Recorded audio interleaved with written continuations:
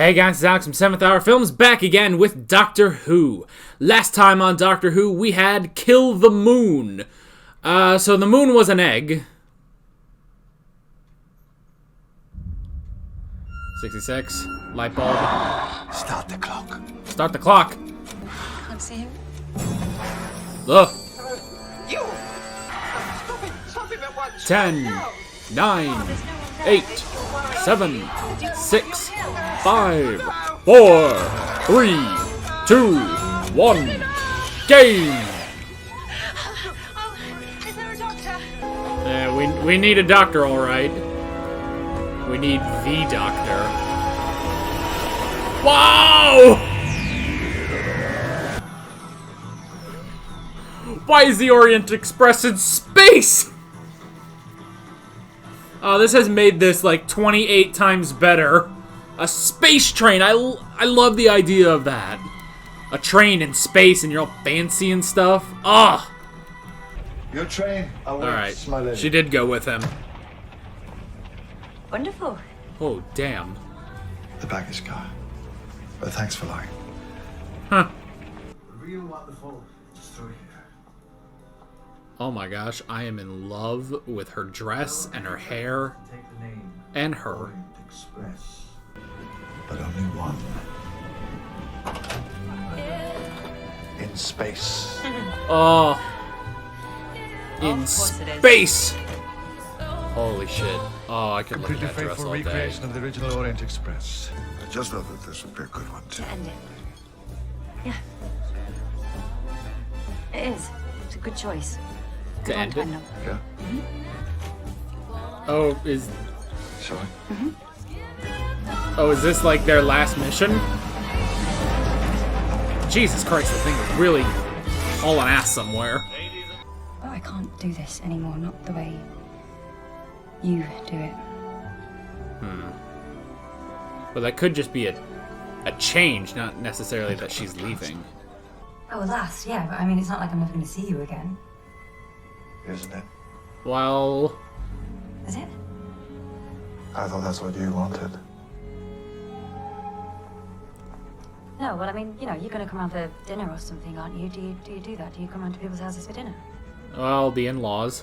For the last hurrah. The last hurrah. The last hurrah in the most beautiful dress in the world. I'm sorry, I'm going crazy over that dress. Because you know what this sounds like, don't you? No. Do tell me. A mummy that only the victim can see. I was being rhetorical. I know exactly what this sounds like. Yeah, he likes to talk to himself. By the way, didn't the doctor get a call about a mummy on the Orient Express in season 5? Is he only now getting around to that? What the fuck? Looks like a cybermite. They won't let me see her body. They should let me see her body, shouldn't they? Oh, yeah, I should think so. It's in there, is it? Okay, I have a friend who's really good with locks. Do you want to come with me, see if we can find him? Up. Or that. Oh, it was her Do shoe. that, because that works. So, I was thinking it was a cybermite. It's just her shoe. I'm an idiot. The myth of the foretold first appeared over 5,000 years ago. In some stories, What year is there's a this? ritual or secret word that is supposed to make it stop. What is going on? Open the door! Get it, open the door! No, it's not gonna work. It's right there. Now you're locked in there with it. 1. I'm not a passenger. I'm your worst nightmare. A mystery shopper. Oh, great. Two. Is that your worst? Ha. Okay, I'm a mystery shopper. I could do with an extra pillow, and I'm very disappointed with your breakfast bar and all of the dying. Goodbye to the good times. Look at that phone she has. Looks like a Galaxy S3. That's the phone I had. There's a sarcophagus. Is it in there? Oh. I think we might just be about to find out. Oh God. Sonic is. Oh, come on, Captain. How many people have to die before you stop looking the other way? Okay. So that guy's next. Yep, he's gone. So that's what happens. The sarcophagus opens. It turns out And- it's 3. The amount of people that had to die before I stopped looking the other way. Okay, good. Sarcophagus opens and the mummy appears somewhere on the train. The facade drops away because what use are a bunch of scientists without a lab? Okay. Then it gets rid of all the fake passengers. Perkins, start the clock. Approximately 1.8 meters tall. Actually, seeing it in the flesh isn't nearly as rewarding as I thought it might be. Okay. But can you see details? Yes, of course. Give everything you It can. just looks like, I give you all my word of goods. Only, please. 2, 1. 0. Post-traumatic stress. Nightmares. So he could be next. You still can't sleep without those. If only I could see this thing. Don't even joke about that. I'm not joking about it. 1 minute with me, and this thing, it will be over. Tuh. You know, Doctor, I can't tell if you're a genius or just incredibly arrogant. Well, fuck on a good you. day, but he's been leached of almost all energy on a cellular level. The heart attack is just a side effect. It's not just a mummy, it's a vampire. Metaphorically speaking. But Yeah. why take 66 seconds to drain as well? It just Interesting. Phase. pounds. Of course. That makes perfect sense. Woohoo. Oh, it's not Clara. Bad day, that's all. Oh. Her bad day, Right. her bereavement. This is another chance to observe it in action. As it kills her. Of course, as it kills her. If it happens in there, it'll be a waste. So bring her to us. Damn. How exactly? She's never going to agree to this. Well, I don't know, lie to her. Tell her I can save her, whatever it takes to get her here. What a son of a bitch, man. He is a cold-blooded bastard. He has tried to entice me here before. Free tickets, mysterious summons. He even phoned the TARDIS one. You know how Okay. You knew this. You said this. Yeah. This is why I'm leaving you. This because you lied. You lied to me again, and now you've made me lie. You've made me your accomplice. Yeah. Sorry. When did you lie? Clara? Maisie, I am so sorry. You know, I do really understand where Clara's coming from. Now. Oh! He transferred it. It's gone. Start the clock. Oh shit. Here we go. He's doing it. I'm so pleased. If he has a heart attack, could he regenerate? Your victim this evening. Are you my mummy? Huh. Are you my mummy? Until my time is up.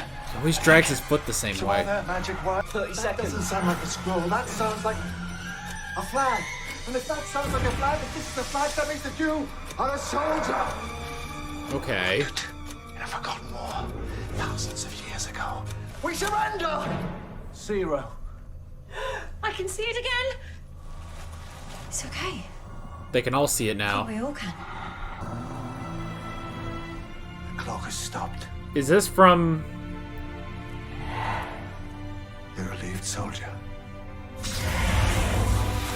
Wow. He's not the only one. Huh. Yeah. Unfortunately, survivors of this exercise are not required. Oh, well, there's a shocker. Tuh. Hair will now be removed. Teleporter. Great, so use it. Oh. More work. A couple of minutes, max. Dude, You shout. they can't hold their breath like that.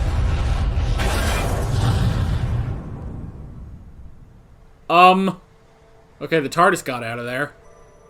Oh, well, the teleporter worked eventually. Beamed everyone into the TARDIS, no casualties, just a bevy of sleeping beauties. Tuh. I tried hacking Gus from the TARDIS, find out who set this all up. He really didn't like that. Set off some fail-safe thing. Blew up the train. Huh. You seemed happy asleep, so I just left you. Aw. So you saved everyone. Yeah. Even the girl. No, I just saved you, and I let everyone else suffocate. Bastard. This is just my cover story. I couldn't save Quail. I couldn't save Moorhouse. There was a good chance that she'd die too. But he had to try. At which point, I would have just moved on to the next and the next Yeah. until I beat it. Sometimes the only choices you have are bad ones, Yeah. but you still have to choose. Huh. Damn. Is it like an addiction? Well, you can't really tell if something's an addiction till you try and give it up. So, And you never have. Sherlock. I love you. I love you too.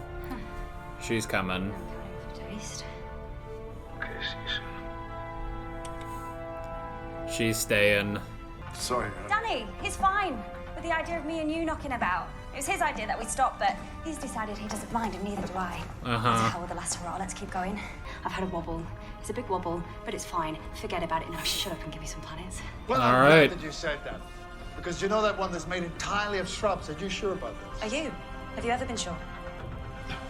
Then what are you waiting for? Let's go. Ah! Oh, that was cool. Man. It is an addiction for her. I'm sure that's the last time we will see that dress. Which is unfortunate. I think I have fallen in love with that dress, so... That dress, her hairstyle, the fact that she is gorgeous and adorable. Oh! I'm gonna miss that. Oh well. Alrighty. What an interesting episode. Okay, I'm glad he mentioned that that they did try calling the TARDIS once, because that was at the end of The Big Bang, where the Doctor gets a phone call about a mummy on the Orient Express. And, you know, like 3 seasons later, he finally does that, you know? So, I'm glad they threw that in there. It's like, oh, well, Gus has been trying to entice me to come over here, but only now have I actually decided to come here. So, yeah. That was a really good episode. I enjoyed that. And, yeah, I'm sorry. She's just so beautiful, you know? She's just so beautiful. I can't deal with this, you know? Just between her and that dress. Just, I can't. I cannot deal.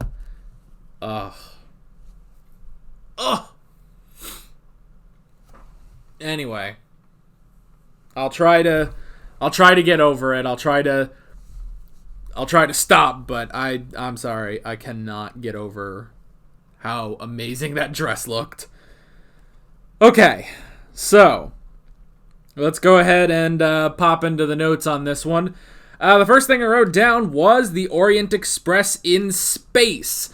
So kind of like the Titanic, honestly, in Voyage of the Damned. You know, this is just a recreation of a famous transportation vehicle from Earth, and now it's in space, but instead of the Titanic, it's the Orient Express. You know, I've had this idea. I've actually thought what if there was just a nice friggin' train in space, you know? And this is that, basically.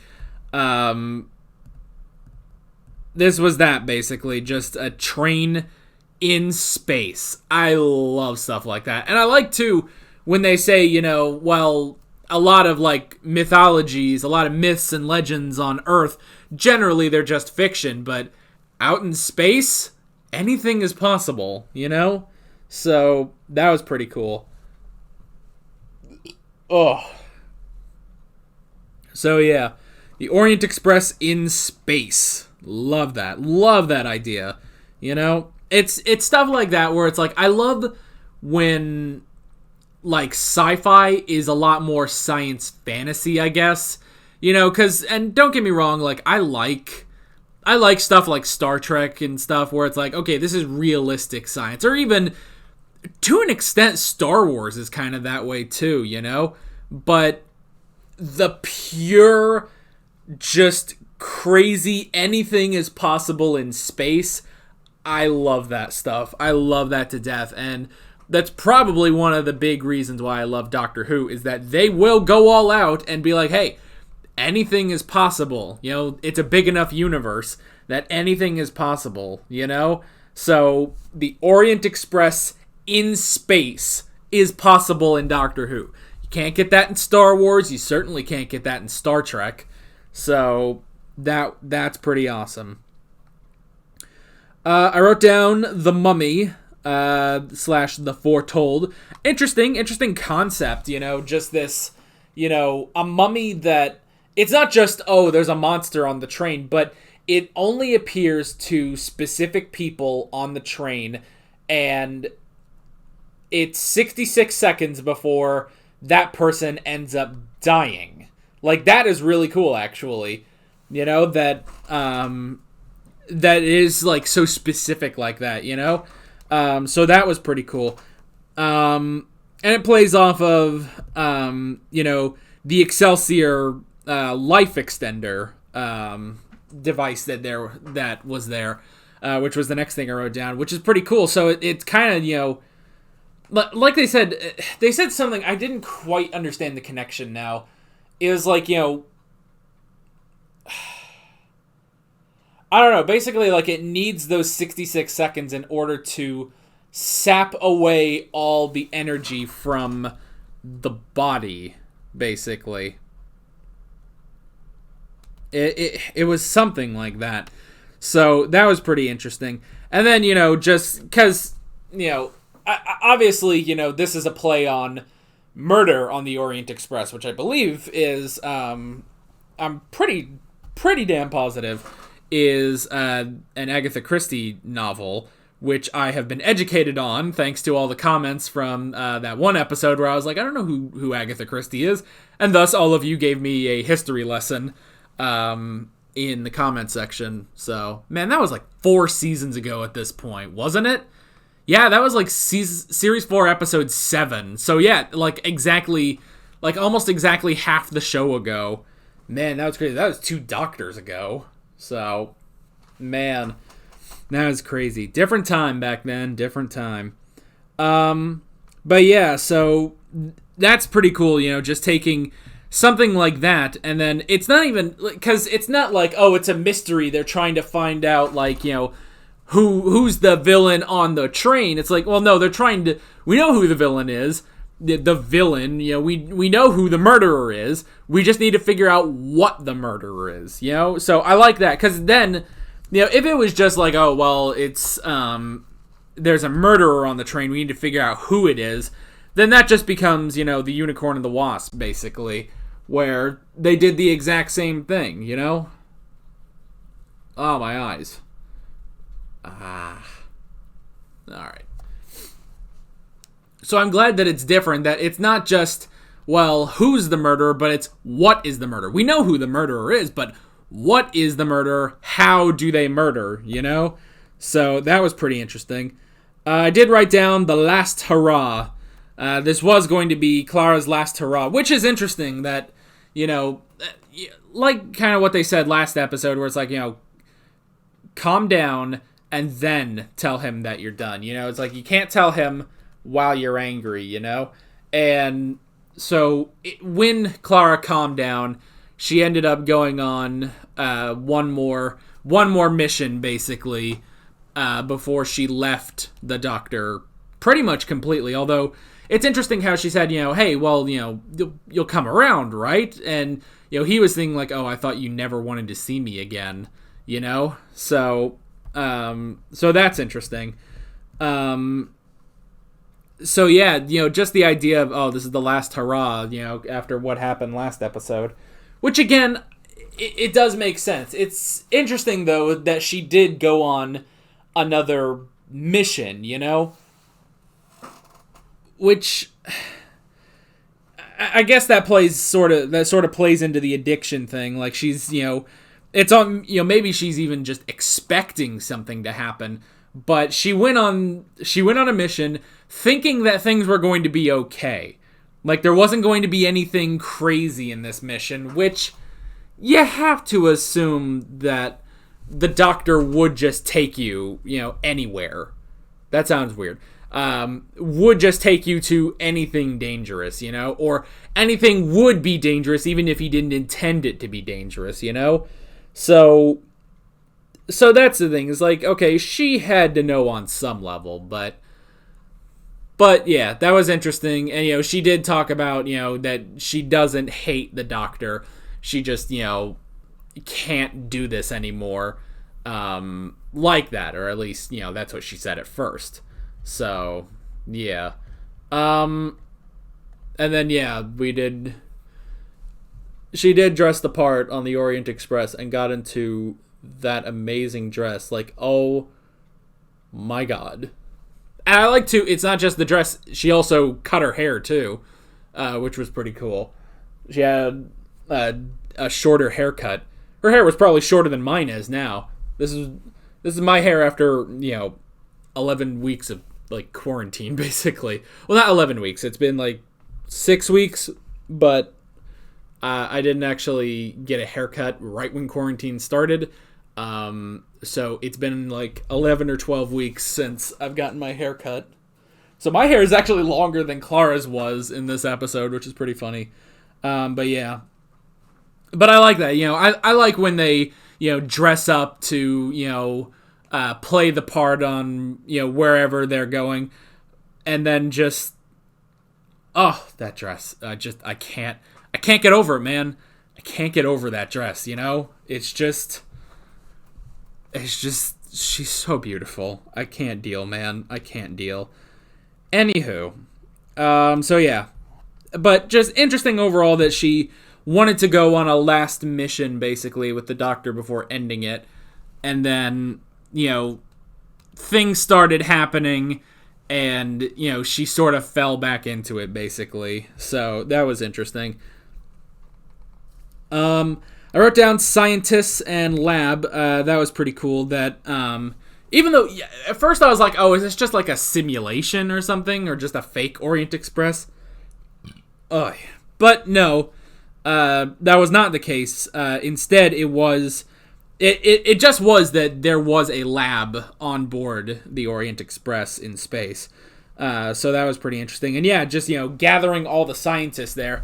So it's not specifically like, okay, Gus was the one that, orchestrated them all. It's like, it's something... Someone else did it, and then Gus is just the computer system who's, having them all do this. So it does make me wonder, like, okay, because they didn't resolve that, like, okay, well then, who was it? Who did bring them all together in order to, solve the case of the mummy on the Orient Express? The only guess I could make is Missy, honestly, because she's sort of our overarching character for this season, which we haven't gotten too much. I think we've only gotten, like, 3 scenes from her so far. So, maybe, that's, I would assume the fact that she didn't, or the fact that they didn't say who was the one that orchestrated this whole train ride and everything, I would just have to assume that it's Missy then, and they'll reveal that at the finale or something. So, yeah. But that was really cool. The only thing is, I feel like none of those scientists did anything worthwhile. Like, the captain was the one, or I guess the conductor was the one who, really, like, gave the most input, as he was being followed, basically, by the Foretold. He was the one who gave the most description, but even, like, the archaeologist, like, he was trying to plead with it and stuff like that. He wasn't really describing it that well. And, the engineer, the engineer was the one who was really, given a lot of input. Like, okay, there were a bunch of scientists in that room, and I feel like none of them did anything, but the engineer did something. The conductor was good at describing before he died, and obviously the doctor was in charge of everything. So, yeah, I don't know. I find it interesting that the foretold went for the weakest, which is the next thing I have on here. I guess it makes sense, with everything about him being a soldier, is that he's basically taking the scragglers first. So, which probably means that, honestly, he probably would have gone for the doctor last, And it does make you wonder if he actually got to the doctor. It's the thing is, it saps all the energy from the body, and then that causes the heart attack, basically, which kills them. So it makes you wonder, like, okay, well, could the doctor regenerate after that? We really don't know. Could the doctor have, if it sapped all the energy, would the regeneration cycle start and the doctor regenerate? I don't know. I think you could, kind of debate that back and forth. Like, okay, well, could he have regenerated or could he have not? I would almost wonder, like, maybe not. But I like that it's sort of left open if he could regenerate from that or not. Because, yeah, it does add more stakes if he couldn't regenerate from that. Because if he can't regenerate from that, well, if he can regenerate from that, then this could keep going for a while, This could keep going for a while until eventually either, we don't know, he runs out of regenerations in this cycle, if that's the case, or like they kind of hinted at last episode, he could just, keep going through the end of time. Maybe he has unlimited regenerations now. We don't know. So I kind of like that they left that open. It's like, well, we don't know. Could he have regenerated or could he not? Obviously, they'll never do a story like that where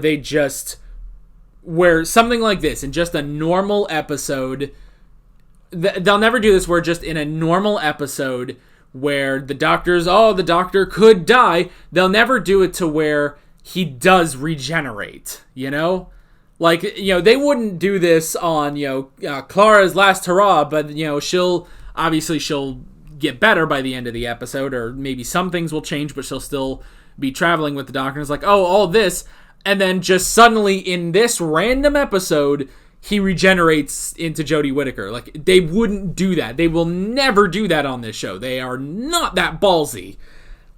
I would love if they did that just once, in just like in the middle of the season, just regen for no reason. And there you go, Like, that would be really, really cool. Or even if, like, like, maybe if... It'd be cool if they actually, like, planned ahead. Like, if a doctor... if an actor said, like, okay, I'm looking to leave soon. It's like, if they planned ahead enough and were like, hey, why don't we do enough episodes to where in the middle of next season you do regenerate, But they'll never do that. So that's sort of the thing, is that they have to leave that open to, would he be able to regenerate or not, So, anyway. But yeah, went for the weakest first, which was pretty interesting, and eventually led us to Macy. So yeah. I wrote down vampire/soldier. So yeah, because of the sapping of energy, that is a lot like some of the vampires we have heard about in Doctor Who, and with the revelation that that the foretold was actually a soldier, when the doctor looked at it, it's like, that's on a scroll, that's a flag, you're a soldier from an old war from thousands of years ago. And the fact that he is a quote-unquote vampire, that almost makes me wonder if that is, and this is with my very limited knowledge, if this could be a remnant of the Time Lord Vampire War, which I know very little about. You guys have tried filling it in for me, but obviously some of it I just don't retain. So I don't know. That could be interesting, or if there was another instance where vampires were used. I think vampires, because from what people tell me, vampires, the whole Time Lord Vampire War was, apparently back when the Time Lords formed, I think is what you guys tell me. I'm sure you'll all correct me in the comments. And then I know that there are a couple stories, I think, that have, like some old classic stories that have vampires in them. So yeah, so maybe that's a leftover? I don't know. This is with my limited knowledge, and like from damaged goods and stuff like that, the audio. So yeah, I don't know. It could be, but it could also not be. It could just be sort of a coincidence. But that would be an interesting tie-in if it was something Time Lord related, So, yeah. I wrote down lying / heartless with a question mark. So yeah, the doctor lying. I mean, the doctor always lies. We know that. But this one is much more at home in it, I guess, if that's a way to say it. He's much more comfortable with it, and he's much more okay with, like, well, I don't want to say okay, but he's much more willing to have people die, I guess, again, for lack of a better phrase. Because, when they say it's like, okay, you'll be the next one, that's good news. And the guy's like, well, that's not good news for me, I'm going to die. It's like, well, yes, obviously you're going to die, but we're going to learn. Isn't that great? So he is a bit, he's a bit colder, And it's interesting, when he says, okay, you're going to have to lie in order to get her out here so that we can, study the foretold. And, he says, well, lie to her. Tell her I can save her, So yeah, that was interesting. But that's the thing is that he did end up saving her. He took all of her, emotional trauma basically and put it into himself so the foretold will go to him. So it's like, in a way he wasn't lying, but as he said, he kind of was, because he didn't know if he could save her. And if he couldn't have saved her, then she would have just died and he would have just moved on to the next person, basically. And he would have just kept going until eventually he beat the foretold.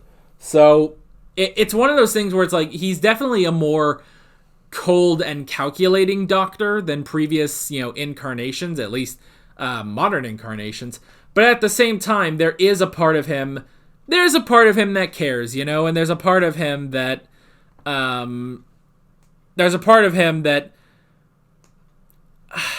will, obviously he does try to do his best to save people, but even like, when he starts, going over the data on the conductor, and they say like, the man just died, could we take him in? He's like, no, we can't take him in it. We have to keep working. We cannot mourn him right now. So that's the thing, is that it's more of a, he's more of a, we'll need to mourn them later. Like, we cannot focus on that right now. We need to get back to work, So that's the thing. He's a more cold, calculating doctor, but he does have feelings, I guess, and he is aware that sometimes, you need to mourn or something. So, yeah, that's interesting. And then the last thing I wrote down for this is addiction. That it's interesting that Clara points out, is this an addiction for him? And he says, I don't know, because I've never tried to stop. That's the thing. He's never tried to stop. He's never tried to settle down. So he doesn't know if it's an addiction or not. To him, it's just life. She has tried to stop, though. Clara's tried to stop, and it doesn't work. Honestly, it's kind of the same with Amy and Rory, where it's like they tried to stop, but they couldn't. They just kept going back, and that eventually led to their deaths, basically.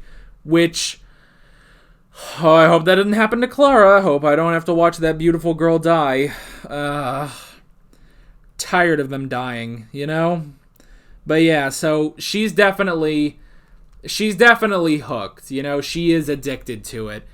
And we'll have to see what that does to her, Like, I understand her going back to the doctor and being like, okay, I am willing to go on more adventures, but I felt like she had to lay down a couple ground rules, Like she didn't establish any ground rules. Like, everything's just back the way it was, Which I don't think I necessarily agree with, but again, I guess that's part of the addiction, is that she's so into it, she loves it so much that she won't even, like, lay down some rules in order to, basically keep her safe, So yeah, we'll have to see where that goes. Again, hopefully it's not an Amy and Rory thing where it's like, oh, well, they kept going. They just kept going with it, and eventually they died, I hope it's not that. I am so sick and tired of companions dying or losing their memories or being marooned in another universe.